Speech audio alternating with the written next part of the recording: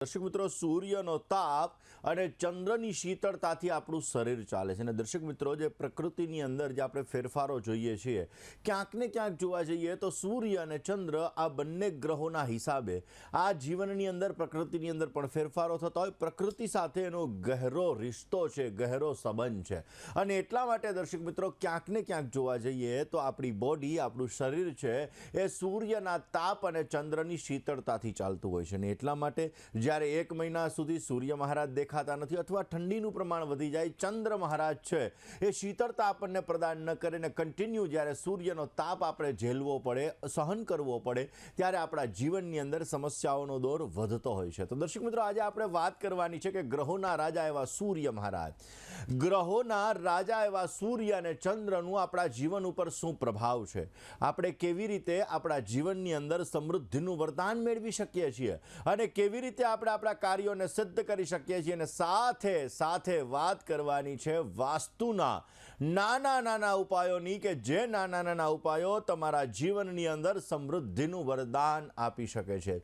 દર્શક મિત્રો, દરેક ગ્રહોનો એક અલગ અલગ સ્વભાવ હોય છે અને એ સ્વભાવના આધાર ઉપર આપણા જીવન ઉપર એ અલગ અલગ પ્રકારની અસરો કરતા હોય છે અને દર્શક મિત્રો, આ જ ગ્રહોનો સ્વભાવ આપણા જીવનની અંદર લાભ પણ ઉત્પન્ન કરાવડાવતો હોય છે. આ દરેક વિષયો ઉપર, દરેક સબ્જેક્ટ ઉપર આજે આપણે ચર્ચા કરવી છે. મિત્રો, વાત આજે આપણે કરી રહ્યા છીએ કે ગ્રહોના રાજા એવા સૂર્ય મહારાજ અને ચંદ્ર મહારાજ, આનો પ્રકૃતિની સાથે સંબંધ જોરદાર રહેલો છે અને એટલા માટે દર્શક મિત્રો, આપણા જીવનની અંદર મહત્વની વસ્તુઓ, ક્યાંક ને ક્યાંક લાભ અને નુકસાન આ સૂર્ય અને ચંદ્રના આધાર ઉપર આપણને મળતી હોય છે. દર્શક મિત્રો, ખાસ કરીને સૂર્ય એ ગ્રહોના રાજા તરીકે ઓળખવામાં આવે છે અને આ સૂર્યના રાજા આપણા જીવનની અંદર ઉત્તમ પ્રકારનો લાભ આપી શકે છે અને આપણા જીવનની અંદર સારી એવી પ્રગતિ પણ પ્રાપ્ત કરાવે છે અને એટલા માટે તો આપણા શાસ્ત્રોની અંદર સૂર્ય ઉપાસનાનું વિશેષ પ્રકારનું મહત્વ બતાવેલું છે. એવું કીધું છે કે રોજ સવારના પોરમાં તમે સૂર્ય ઉપાસના કરો, તમે રોજ સવારના પોરમાં સૂર્ય નમસ્કાર કરો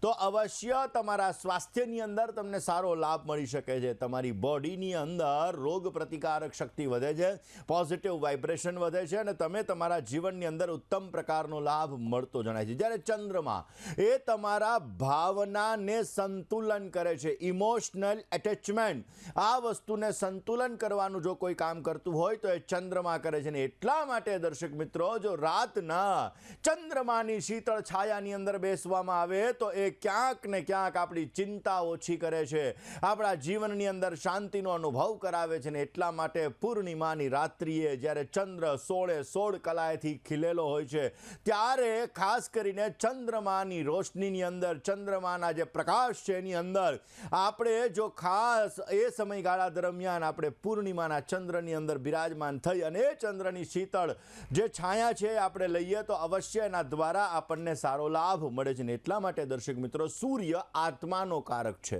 ચંદ્ર મનનો કારક છે. આપણે કુંડલીની અંદર સૂર્ય અને ચંદ્ર કઈ જગ્યાએ બિરાજમાન છે એના આધાર ઉપર આપણે આપણા જીવનની અંદર પોઝિટિવ અને નેગેટિવ વાઇબ્રેશનો જોઈ શકતા હોઈએ છીએ અને એટલા માટે દર્શક મિત્રો, ક્યાંક ને ક્યાંક જોવા જઈએ તો જ્યારે ચંદ્ર શનિથી દૂષિત હોય, ચંદ્ર રાહુથી દૂષિત હોય, ત્યારે મનને લગતી સમસ્યાઓ ઉત્પન્ન થતી હોય છે અને એટલા માટે આપણી બોડીની અંદર, આપણા શરીરની અંદર, આપણી કુંડલીની અંદર જ્યારે સૂર્ય મહારાજ છે બલવાન છે, દશમ સ્થાનની અંદર સૂર્ય મહારાજ છે, મેષ રાશિ એટલે કે ઉચ્ચના સૂર્ય મહારાજ છે, સિંહ રાશિ એટલે કે સ્વગૃહી પોતાની રાશિના સૂર્ય મહારાજ છે, તો અવશ્ય એ સૂર્ય આપણા જીવનની અંદર પોઝિટિવ રિઝલ્ટ અર્પણ કરતા હોય છે. એના દ્વારા આપણે આપણું વર્ચસ્વ જમાવી શકતા હોઈએ છીએ. માન, સન્માન અને પ્રતિષ્ઠા સૂર્ય અને ચંદ્રમા દ્વારા આપણને પ્રાપ્ત થતું હોય છે અને એટલા માટે દર્શક મિત્રો, આપણા ખાસ કરીને ગ્રહોની અંદર સૂર્ય અને ચંદ્રમાં એનો વિશેષ પ્રકારનો પ્રભાવ છે અને એટલા માટે સૂર્ય અને ચંદ્ર બલવાન હોવા બહુ જ જરૂરી છે. આપણા ઘરની અંદર પૂર્વ દિશાના સ્વામી એ સૂર્ય મહારાજ બને છે. જ્યારે પૂર્વ દિશાની અંદર કોઈ પણ પ્રકારનો દોષ હોય ત્યારે આપણા જીવનની અંદર અથાગ સમસ્યાઓનું સર્જન થતું હોય છે. આપણા જીવનની અંદર, કાર્યક્ષેત્રની અંદર, આપણા રિલેશનોની અંદર, આપણા સંબંધોની અંદર પણ આ સમસ્યાઓ ઉત્પન્ન થતી હોય છે. દર્શક મિત્રો, જ્યારે ખાસ કરીને આપણી કુંડલીની અંદર સૂર્ય બલવાન છે તો અવશ્ય આપણને પોઝિટિવ રિઝલ્ટ મળતું હોય છે. સૂર્ય સરકાર છે, સૂર્ય રાજા છે, અને આ સૂર્ય મહારાજ તમારી પ્રતિષ્ઠાના કારક અને પિતાના કારક પણ કહેવામાં આવે છે. જ્યારે ચંદ્રમા એ મન છે, ચંદ્રમા એ શીતળ છે, ચંદ્ર માતાના કારક તરીકે ઓળખવામાં આવે છે, અને એના અધિષ્ઠાતા દેવ ભગવાન શંકર છે. ને એટલા માટે સૂર્ય અને ચંદ્રની ઉપાસના માટે, સૂર્ય અને ચંદ્રને બલવાન કરવા માટે માતા અને પિતાની જો ઉપાસના કરવામાં આવે, માતા અને પિતાની જો સેવા કરવામાં આવે તો આપણો સૂર્ય બલવાન થાય છે, આપણો ચંદ્રમા બલવાન થાય છે, અને આપણા જીવનની અંદર સારો એવો લાભ પણ આપણે મેળવી શકીએ છીએ.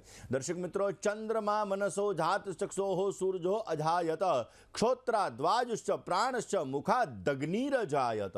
એટલે ચંદ્ર મનનો કારક ગ્રહ છે, અને આ ચંદ્રમાં જ્યારે શનિથી દૂષિત થતો હોય ત્યારે વિષયોગનું સર્જન કરતો હોય છે, જે મેન્ટલી ડિસ્ટર્બન્સ ક્રિએટ કરાવડાવે, મનને લગતી સમસ્યા ઉત્પન્ન કરાવડાવે. અને ચંદ્ર જ્યારે રાહુની સાથે બિરાજમાન થાય ત્યારે ગ્રહણ યોગનું સર્જન કરે, કારણ કે સૂર્ય રાહુ અને ચંદ્ર રાહુ આ બંનેનો ગ્રહણ યોગ થતો હોય છે.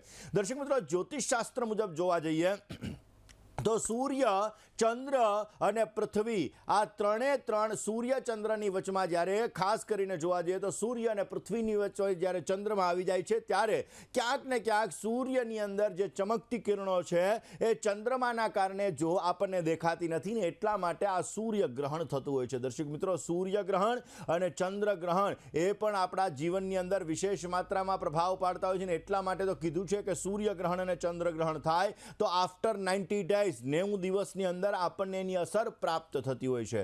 દર્શક મિત્રો, સૂર્ય એ પ્રતિષ્ઠાનો કારક ગ્રહ છે. જ્યારે સૂર્ય કોઈ ગ્રહથી દૂષિત થતો હોય, સૂર્ય શનિની સાથે હોય, કારણ કે સૂર્ય અને શનિ પિતા અને પુત્ર છે, પરંતુ શનિ સૂર્ય પ્રત્યે દુશ્મનાવટ રાખે છે, અને એટલા માટે જ્યારે સૂર્ય અને શનિનો સંઘર્ષ યોગ થતો હોય છે ત્યારે જીવનની અંદર અપ ડાઉન્સ ઘણા બધા ક્રિએટ થતા હોય છે. જીવનની અંદર સમસ્યાઓનો સામનો કરવો પડતો હોય છે, લગ્ન જીવનની અંદર સમસ્યા આવતી હોય છે, દાંપત્ય જીવનની અંદર સમસ્યા આવતી હોય છે, અને આ સમયગાળા દરમિયાન પિતાના સ્વાસ્થ્ય બાબતે, પિતા સાથે સંબંધોમાં પણ સમસ્યાઓ ઉત્પન્ન થતી હોય છે.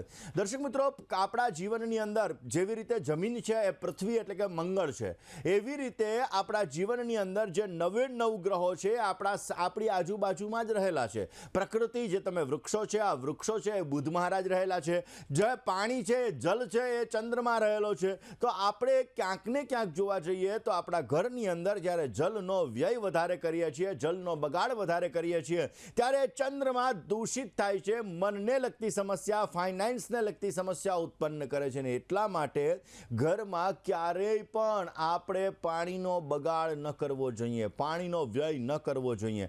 આ વસ્તુ કરવાથી પણ આપણો ચંદ્રમાં બગડી શકે છે. મનને લગતી સમસ્યા, પૈસાને લગતી સમસ્યાઓ એના લીધે ઉત્પન્ન થતી હોય છે. દર્શક મિત્રો, આપણા ઘરની અંદર અલગ અલગ દિશાઓ, એ દિશાઓ પણ બહુ મહત્વની હોય છે, ને જ્યારે એ દિશાઓની અંદર કોઈ પણ પ્રકારના દોષો જ્યારે ઉત્પન્ન થાય છે તો એ દોષો દ્વારા આપણા જીવનની અંદર સમસ્યાઓ વધતી જતી હોય છે. મેં હમણાં જ વાત કરી એમ પૂર્વ દિશા એનો સ્વામી સૂર્ય મહારાજ છે, ને પૂર્વે ઇન્દ્રાય નમઃ, એ પૂર્વ દિશાના સ્વામી ઇન્દ્ર પણ છે. અને એટલા માટે જો તમારા ઘરની અંદર પૂર્વ દિશાની અંદર દોષ હોય તો એક ઇન્દ્ર નારાયણ દેવનો ફોટો પૂર્વ દિશાની અંદર લગાડવામાં આવે તો પણ તમને પોઝિટિવ રિઝલ્ટ મળે છે, પ્રતિષ્ઠા મળે છે, વર્ચસ્વ જમાવી શકો છો. તમારા બાબા અને બેબીના લગ્નની અંદર જે રિલેશનો, સંબંધો દ્વારા માગાઓ નથી આવતા, એ માગાઓ પણ આવવાના પ્રાપ્ત થાય છે, અને તમને સારો એવો લાભ મળતો જણાય છે. દર્શક મિત્રો, જમીનની અંદરથી પોઝિટિવ અને નેગેટિવ વાઇબ્રેશન નીકળતા હોય છે,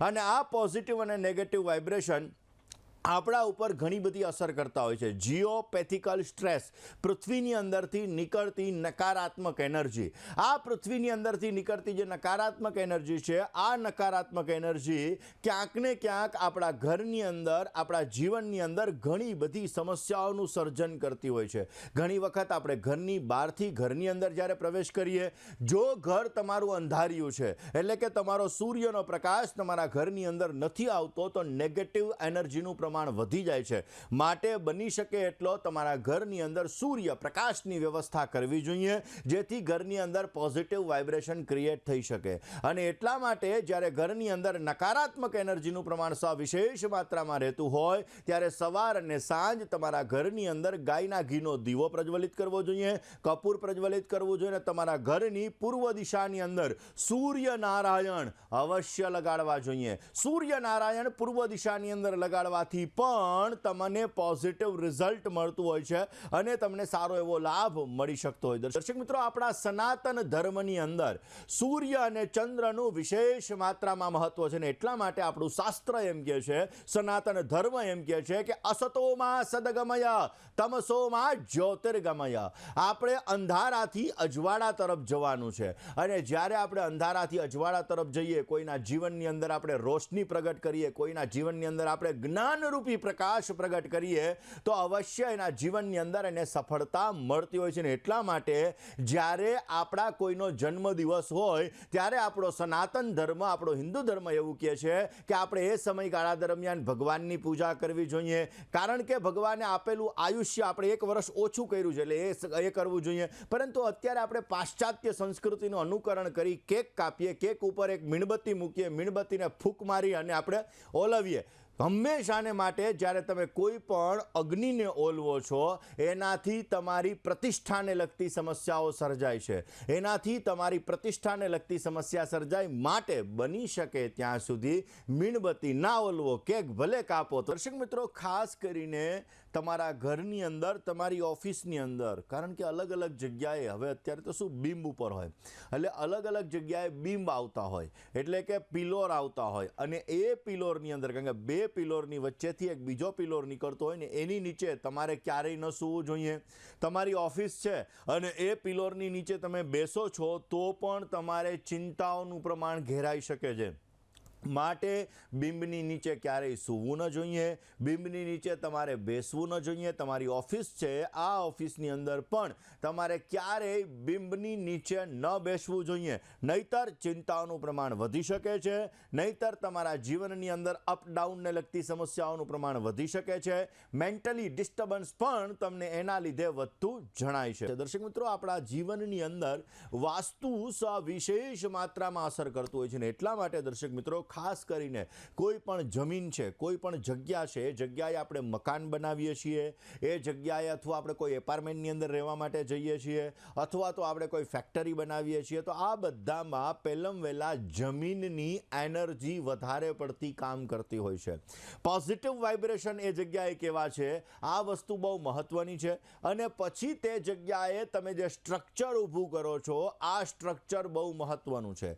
જ્યારે એ સ્ટ્રક્ચરની અંદર સમસ્યાઓ ઉત્પન્ન થાય છે ત્યારે આપણા જીવનની અંદર સમસ્યાઓનો દોર વધારે પડતો રહેતો હોય છે. જેવી રીતે કોઈ બિલ્ડર છે, આ બિલ્ડર પોતે એપાર્ટમેન્ટ બનાવતો હોય, બંગલા બનાવતા હોય, પરંતુ એની અંદર રહેલો વાસ્તુદોષ ક્યાંક ને ક્યાંક એને વેચાણમાં પણ સમસ્યા ઉત્પન્ન કરાવડાવતું હોય છે. વાત કરવી છે દર્શક મિત્રો વાસ્તુના વિષય ઉપર. વાત કરી રહ્યા હતા દર્શક મિત્રો સૂર્ય અને ચંદ્રની.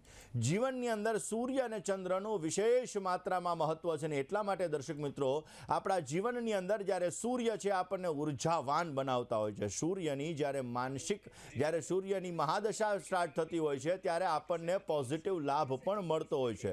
દર્શક મિત્રો, આ જ સૂર્ય મહારાજ આપણા કાર્યોને પણ સિદ્ધ કરતા હોય છે, અને આપણા જીવનની અંદર પ્રગતિ પણ આ સૂર્ય મહારાજના હિસાબે આપણને સારી એવી પ્રાપ્ત થતી હોય છે. અને સૂર્યને બલવાન કરવા માટે રોજને માટે જો ગાયત્રી મંત્રનો જપ કરવામાં આવે, આદિત્ય હૃદય સ્તોત્રનો પાઠ કરવામાં આવે, તો સવિશેષ લાભ મળતો હોય છે, અને ઉત્તમ પ્રકારનો એના દ્વારા આપણે ફાયદો પ્રાપ્ત કરી શકતા હોઈએ છીએ.